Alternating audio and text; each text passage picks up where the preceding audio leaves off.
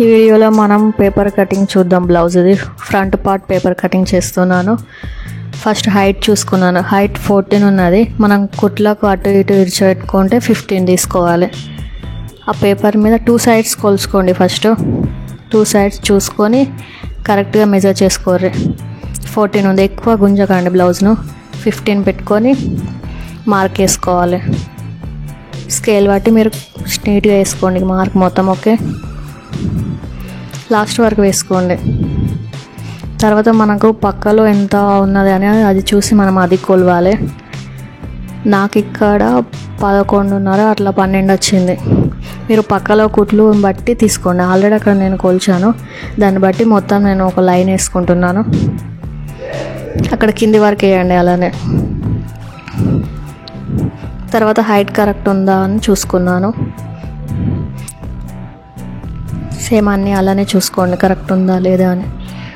1కి 2 సార్లు చెక్ చేసుకోండి. నెక్స్ట్ క్రాస్ పట్టి ఎలా కట్ చేయాలో చూడండి. ఫస్ట్ అది హైట్ చూసుకోండి.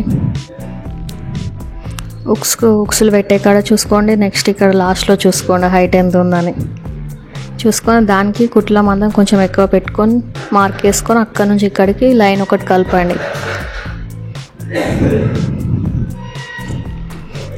నెక్స్ట్ షోల్డర్ మార్క్ వేస్తున్నాను.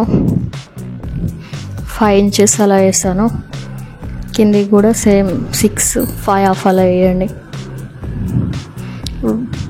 నెక్స్ట్ నెక్, ఆ బ్లౌజ్ తోటి అలానే మనం నెక్ షోల్డర్ మార్క్ వేసుకొని దాని మీద మొత్తం స్ట్రైట్గా పెట్టి ఆ నెక్ ఎలా ఉందో అలా కర్వ్ చేసుకుంటూ మార్క్ వేసుకోవాలి.